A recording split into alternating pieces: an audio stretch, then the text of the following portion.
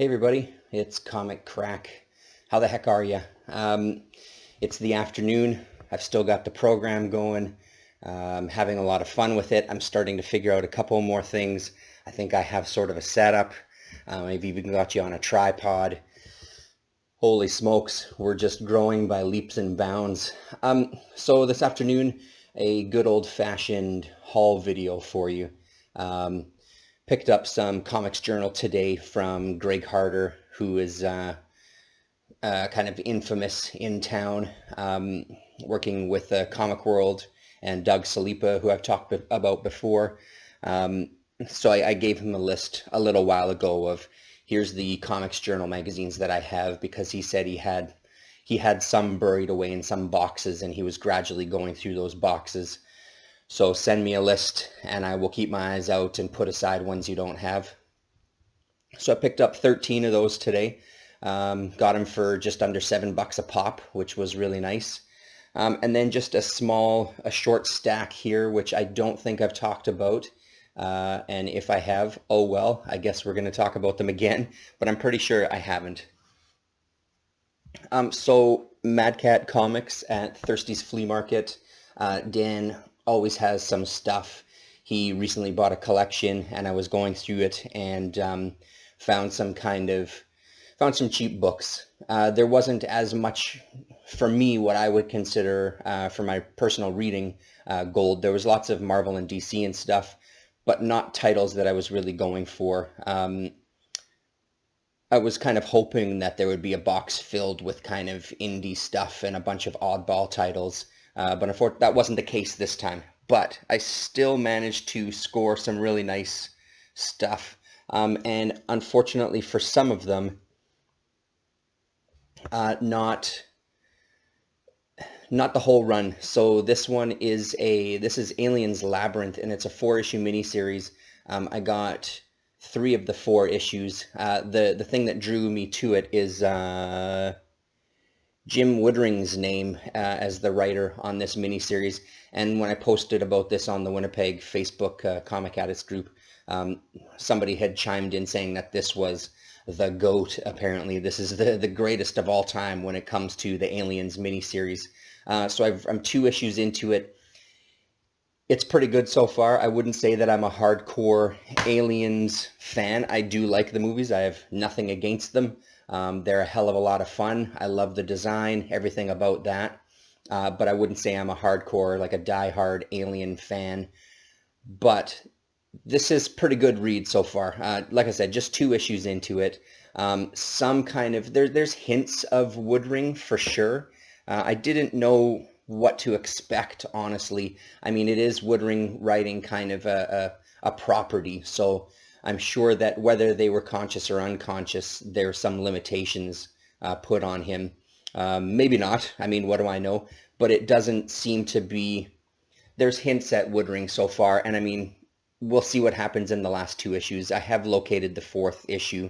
I went on to, speaking of Doug in Comic World, I went onto his site and he had the mini series.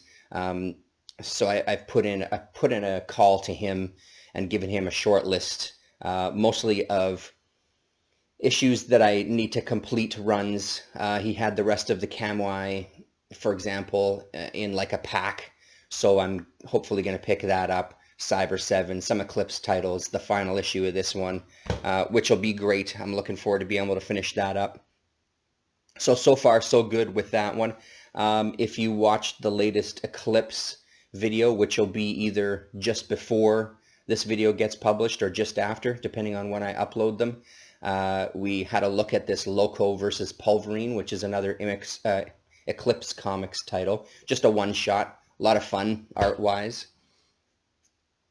On the Lobo tip, I'm not a Lobo fan, but I do love this Keith Giffen art. So this is Keith Giffen and Alan Grant in this miniseries, Lobo Infanticide, and it is batshit crazy. So this era, I guess, of Keith Giffen, or this period of time of Keith Giffen, he's just gone to town with this series and something called Trencher, which I've talked about before. So there, if you, yeah, you should be able to see that.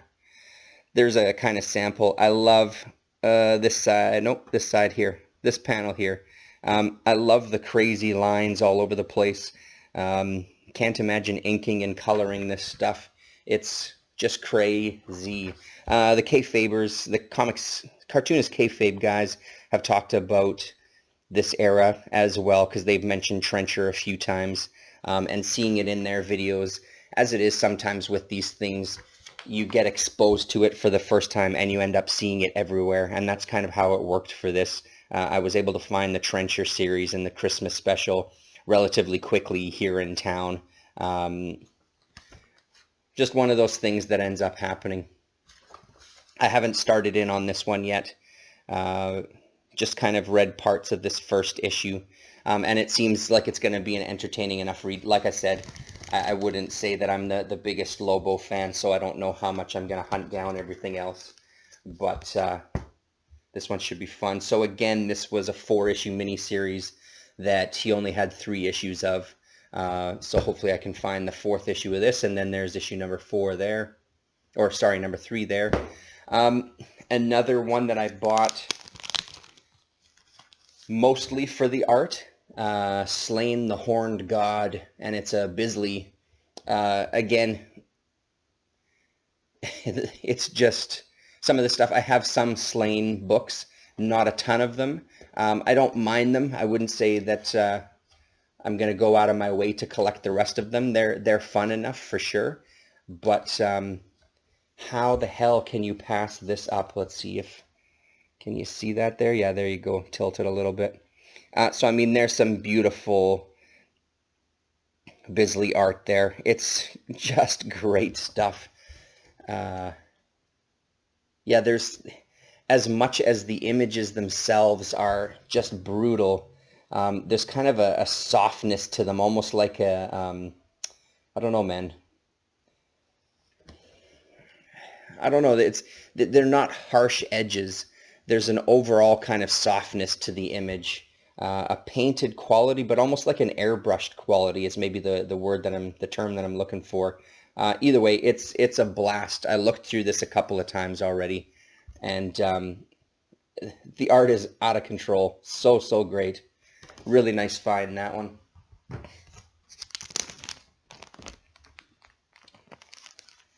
And I think I've spoken about it before when it comes to some characters like Deadman and Spectre specifically.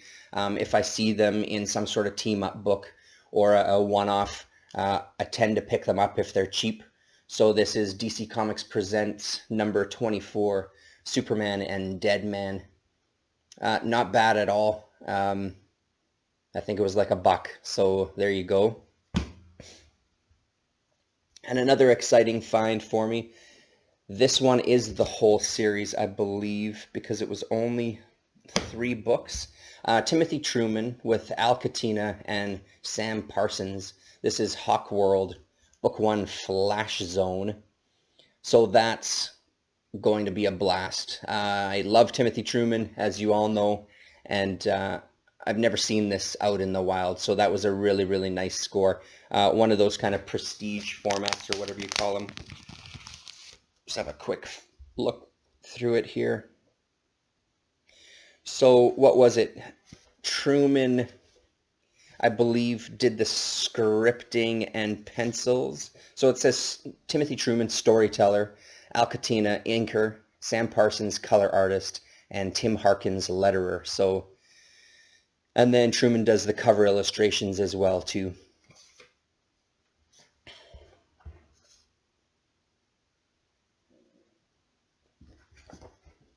Yeah, I don't know much about Hawkman at all, even as a character, but it really seems to fit in with Truman's love of kind of pulpish type characters, with even the look of Hawkman himself looks something like a Prowler or the Spider, those sorts of characters. So I can see why he might be drawn to something like this. So I'm really looking forward to that one. That one's on the slate to get read right away. Maybe this weekend. So that's book 1. Here's book 2, Free Fall. And book 3, Phoenix Flight. Love this cover. Out of the 3 of them, I think this one is my favorite cover. Really beautiful work. And another one that I had heard about. He had about, I don't know how many copies he had. I think he had 4 or 5 copies of this one. But it's the unauthorized biography of Alexa Luthor. I believe it's just a one-shot. It's written by James D. Hudnall, which is the main reason I picked it up. Hudnall of ESP, of Esper's fame, and the like. So it should be, I don't know. We'll see how it is. Again, diving into characters I don't really have that much of a history with, but attracted to some of this stuff just because of the creative teams. So there's a look inside that one. And that's it for that mini haul from the always lovely Daniel at Mad Cat. So Comics Journal, it's great that, oh, we seem to be slowing down here on my streaming. What Greg does is he makes notes on the individual issues when it comes to stuff from his collection. I think it's caught up. Let's hope everything is okay here. Sorry, give me 1 second. Okay, seems to be okay now. He does a really good job of kind of going through individual issues, double checking to see if there's any pages missing. With stuff like this, you can see the notes that he puts on the back as well, which is really, really nice. And as usual, when I go and buy anything from him, he always gives me a really great deal. So like I said, I got this stack for just under $7 a pop, all said and done. And then he's got a few more standing by for me that I'll probably pick up, I'm hoping, next weekend, including issue number, what did I say, 37, I think it was. And when I was talking to 64-Page Special on Twitter about it, he was saying that that was apparently the first magazine-sized issue. So I'm looking forward to having that in the collection. Right now, the earliest one I have is number 40. So it's great, and he's kind of got a running list for me, and I just keep updating him. I included these in my CLZ app and then sent him a screenshot of the issues that I have, just so we can, just so he can keep on top of it as he's going through the boxes that he's going through. I'm getting, I've got like 75 issues now at this point, so really excited. There's some really great stuff coming up in this. So in this one, we have John Byrne and Terry Austin, Michael Kaluta, Plug doing a pin-up inside back cover, John Byrne interview, many interesting replies to the Harlan Ellison interview, the infamous Harlan Ellison interview, and then a Steve Gerber interview and art for 8 pages. So this is from 1980, and it is number 57. Yeah, number 57. So that's pretty great. A Daredevil and Elektra cover on issue number 58 from 1980. Daredevil Elektra cover, and then extensive article. Forum featuring Marty Pasco, Jim Shooter, Len Wein, Mark Evanier, and Gary Groth, 21 pages. And then a naughty Shauna the She-Devil pinup. Exciting. So there we go. Number 62, a candid interview with DC's newest editor, Dick Giordano. And this is what, 1981. 30 pages. Interview, art, and article. 30 pages in this one.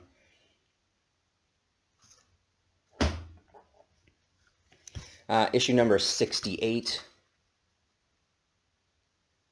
X-Men cover, X-Girls inside back cover, San Diego Comic-Con panels from 1981, Relevancy in Comics with Roy Thomas, Denny O'Neil, Louise Jones, and Frank Miller, 13 pages.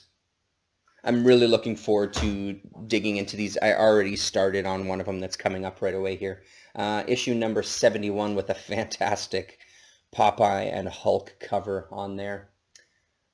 De-elfing comics, ElfQuest story art plus more.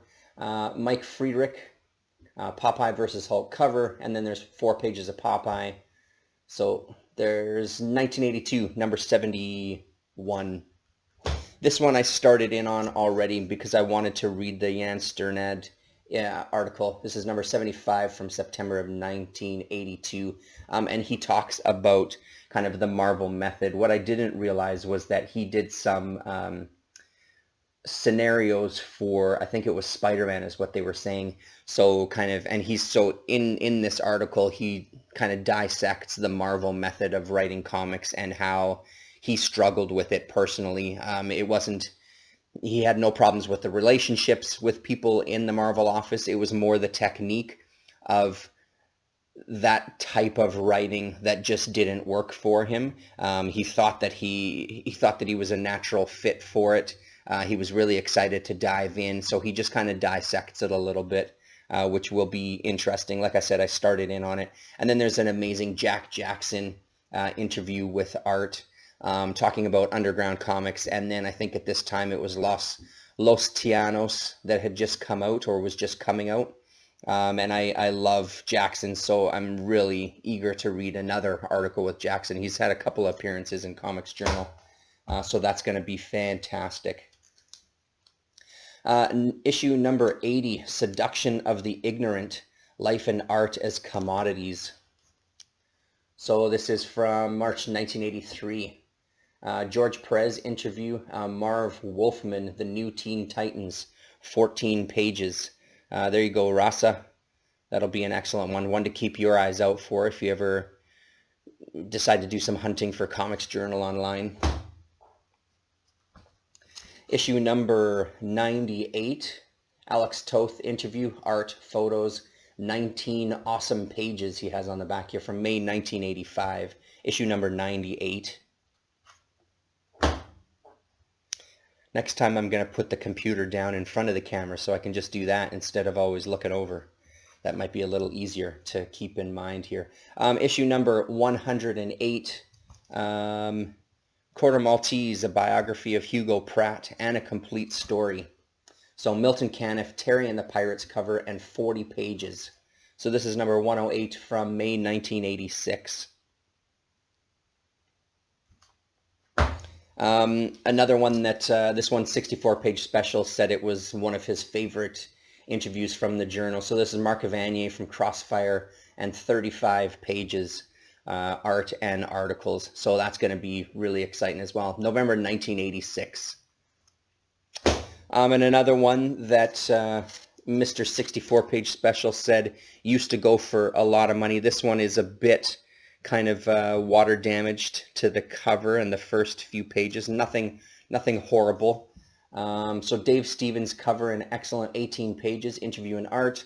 An Alan Moore article, Russ Heath interview, Steve Rude sketchbook for 6 pages. This is from September 1987. Issue number 117. Is that what I said? Yeah, 117. Comics Journal number 254 from 2003, and it's a Will Elder special. 140 plus pages. Most excellent history he has written on the front of this one there. So that's a great cover there. Fantastic. And last but certainly not least, Comics Journal from 2003, number 255. Love that cover a lot. So there you go. 120 plus pages. Not much written. There's nothing written on the back of this one. Yeah. So there we are.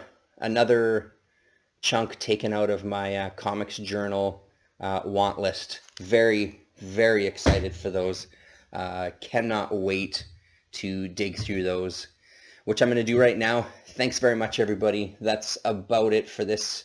Yeah, let me know your thoughts if you've read any of this stuff, what you thought of it, and we'll talk to you as I now look over this way to turn it off.